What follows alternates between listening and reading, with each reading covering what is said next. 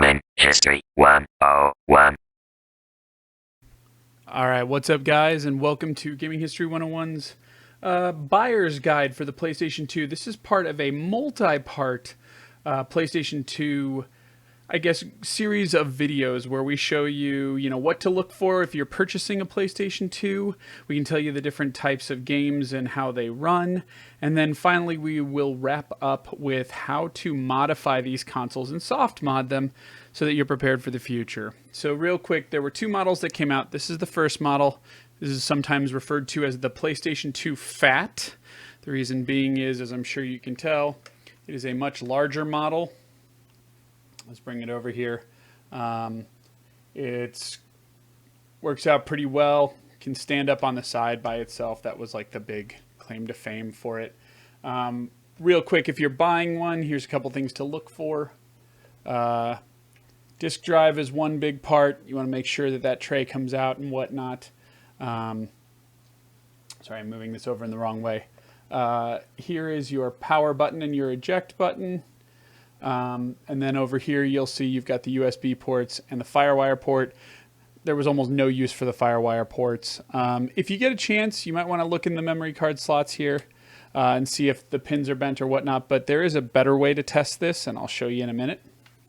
Then we go to the back of the console. This does have an internal power supply. So as you can see here, you'll just plug something up into here, and then you flip on the power switch. This is in the off switch, but if you switch it on, it'll work. And then this does have the HDD network adapter, because I do have a hard drive installed in it, which also allows you to go online. But if this is not here, this little boxy part, if you look here, this little boxy part will not be here. And instead you'll just have a flush area that just has expansion port.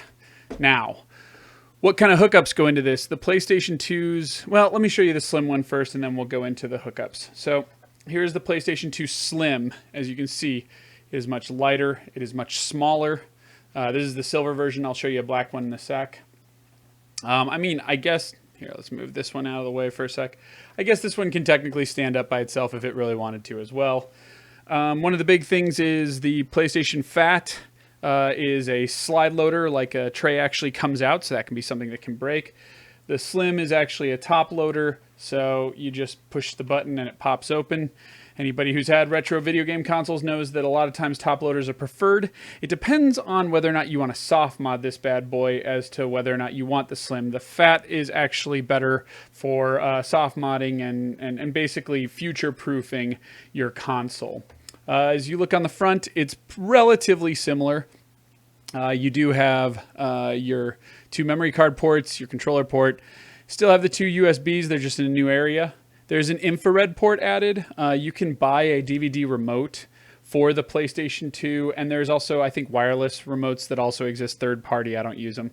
But that used to be like a port that you'd have to plug in here. On this one, you don't have to do that. It's just kind of built in over here. And then, of course, you've got your power button and your eject button, as I had showed you.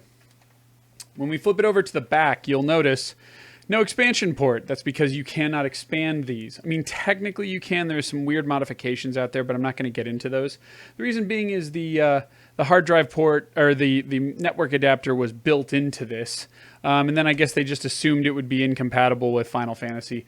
You still get the optical port for those that want surround sound, the AV multi-out, which is also on the PlayStation 2 Fat, and then the power supply is now external. So let's talk about the accessories and what you'll want with this. So first and foremost, your memory card. Can't save without it.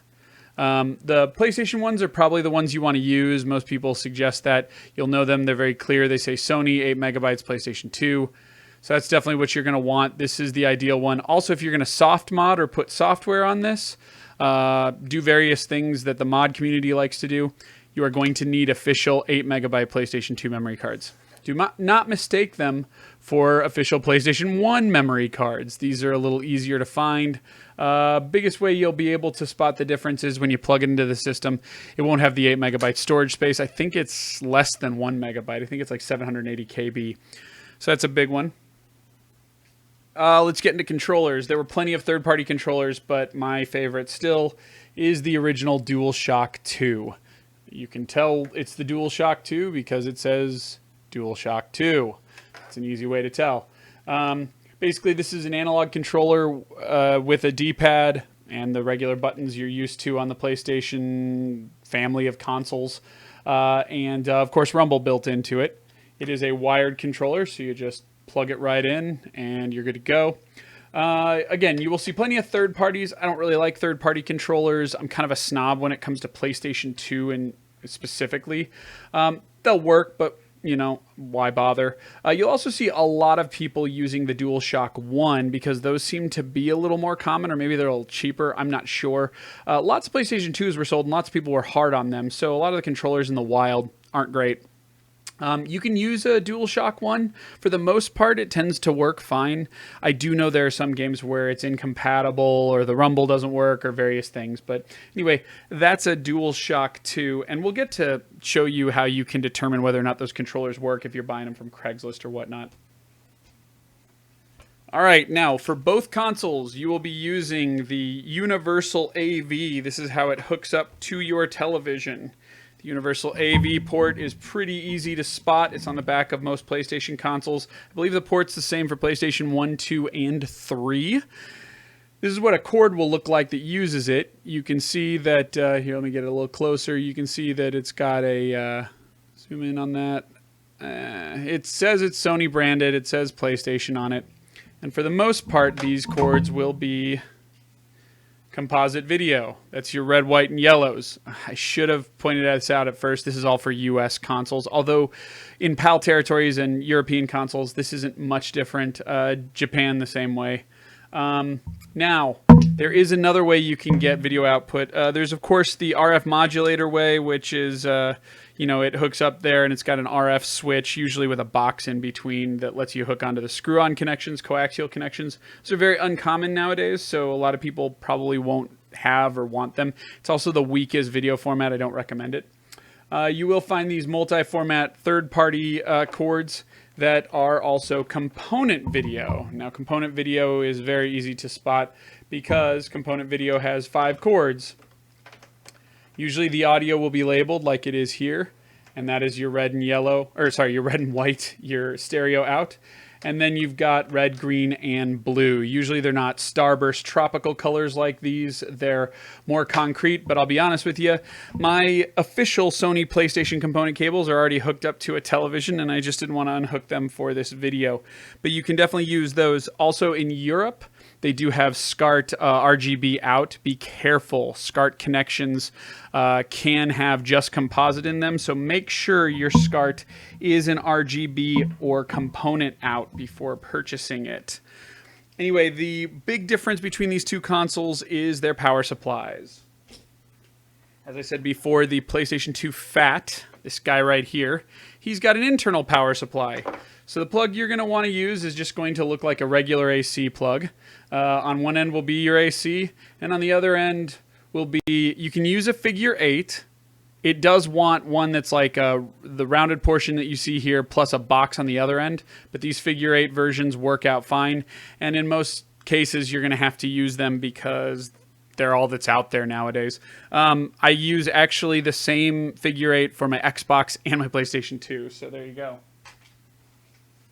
On the other hand, since the Slim is external, it has an external power supply. So it'll look a lot like a laptop. As you can see here, it is an 8.5 volt. It'll say PlayStation AC adapter. It's pretty easy to spot.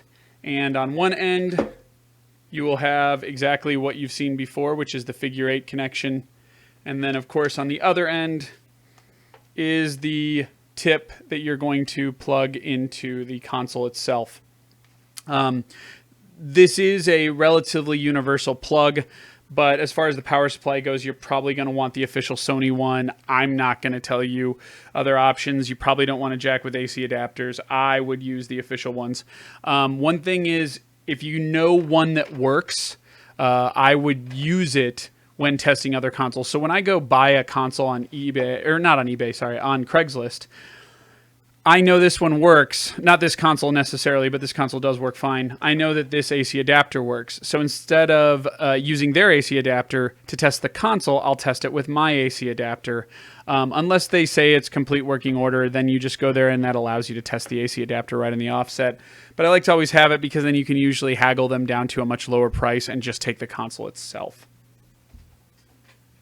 So one last thing that you definitely want to do on setup, and this is going to be where we're going to pause the camera for a second and switch gears, is what do you do when you get a console that you don't know how it works? Or like this one that I found on Craigslist. Guy gave it to me for about $5. He says it doesn't work. He says it's broken. He says the video looks weird. And he says that it doesn't, it has some flaws to it. So I'm gonna take this. This is a slimline model. We're going to hook it up. And we're going to show you how you can test how well your PlayStation 2 works and troubleshoot some of these common problems that maybe someone didn't think about, and take what is conceived of as a broken console and turn it into a fixed console. All right, so here we go. We've got this guy hooked up, and initially I can hear some weird like buzzing in there, and I've also noticed I didn't even think that this thing was working properly, but as you can see, like it does work. But the spinning, that's supposed to, if you look on the screen, that's not supposed to be just one solid piece of light. It's supposed to be spinning around, doing all kinds of stuff. So right off the bat, it looks goofy. I will show you a couple of things that I saw in the system configuration, which led me to figure out what he meant about the video stuff. So if you look this up, so here's the system configuration.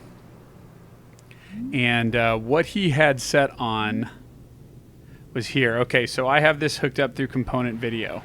Now, it says YCBCR. That's chrominescence, luminescence, and what is it? CR or whatever. Anyway, he had it set to RGB. Now, if you set it to RGB, watch what happens. We probably just lost the video signal because that's what happens when you switch it. Anyway, but yeah, so that was the problem, and hopefully this will let me switch it back, and we will get this back, and we did. Look at that! I was able to switch it back. Okay, no, don't break on me. So that was the first thing. Okay, so it's not going to go through the capture device, but basically it gets all wobbly and it looks off. And this is very similar to what you'd see with a PAL game or something like that. PAL on an NTSC TV does not look right, doesn't work right. But now that we've digitized everything, it's not going to try to wing it like it normally does. But anyway, so that's one way that things could be screwed up. There is also like remote control, gameplay function, all that stuff, what the remote does. That's only in the Slim systems because the Fat systems don't have it in there. But anyway, so moving around, and I'm noticing that really nothing else seems amiss. So we're good there. So let's go back. So here we are. Now, here's the next thing I want to test. And the way we do it is through browser. So here's the memory card.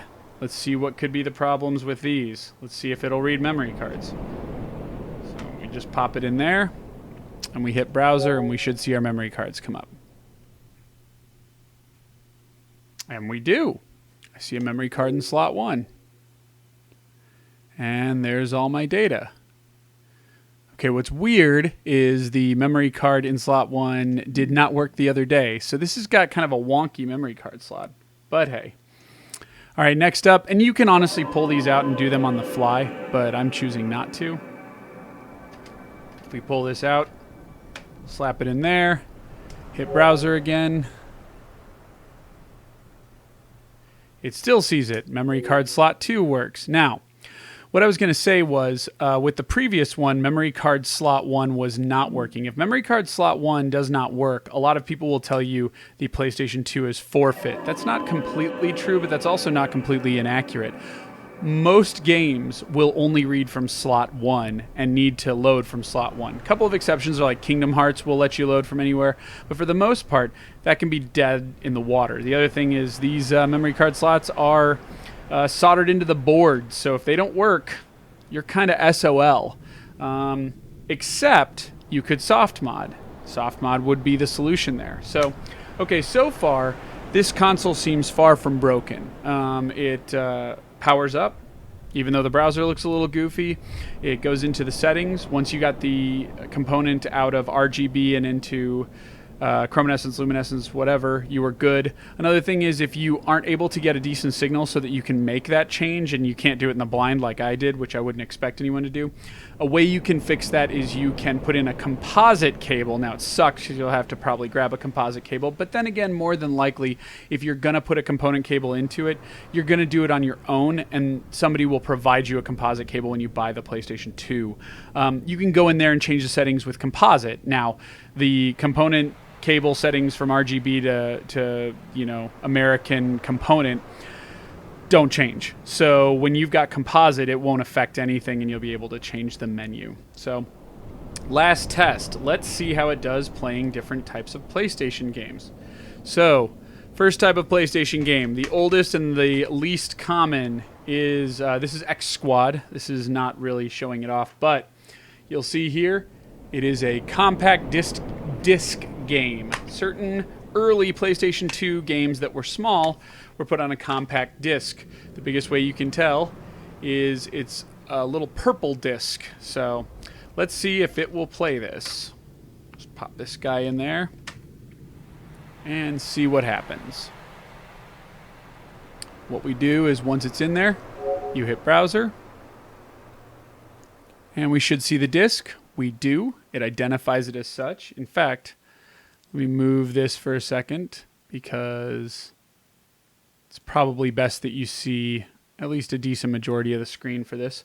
Anyway, it says it'll see it as a PlayStation 2 disc. Let's see if it'll run it.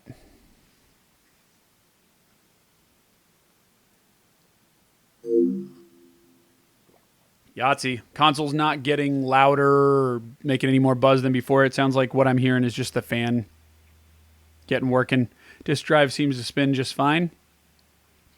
Game seems to be okay. Says it can't detect a memory card slot. For grins, let's see. Let's lock that in there. Oh, it noticed it. Continue. Sure.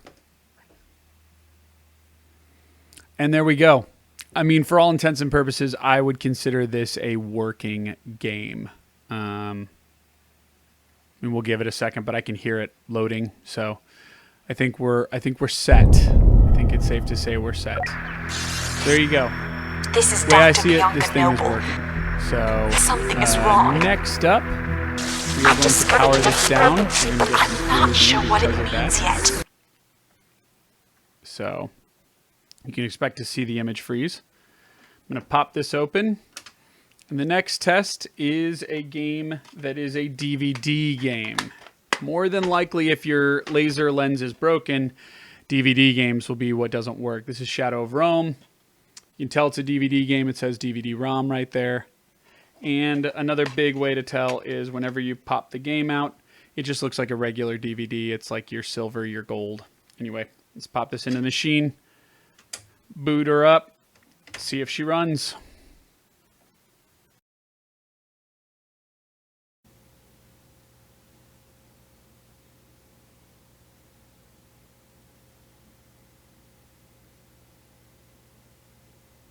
So it's already taking a while, which is leading me to believe that this is not going to work. Okay. So that's weird that it's not working in there. So let's go into the browser. It's reading the disk is not a good sign. That's fine because that's what I want to see. Aha. See, okay. This is what I was looking for. This is one of your read cases where you might want to soft mod the console because it's not seeming to read the disk. So let's pull the disk out. Let's check it. Looks fine. Maybe the motor's a little goofy. We'll give it a little spin there. Just touch the center part. Don't touch the laser. And let's give it a go again. It's reading. It's reading. This is, again, not a good sign. It should pop up almost immediately. But this is why we do it. We just see. Sounds like it's having a hard time on the console as well. Okay, this is taking way too long. This is a use case as to why you'd want to soft mod it. So yeah, I can see the problems he might be having with the console with a memory card that doesn't work all the time and this disc clearly not working all the time. So anyway, what we're going to do is we're going to stop this tutorial and we'll switch over and show you how you can soft mod this. Now remember, the Slim has one soft mod method through the USB and the Fat has a different soft mod method. So be sure to pick the soft mod method that works best for your console. They both should be in the description below. And with that, let's switch over and let's soft mod these consoles.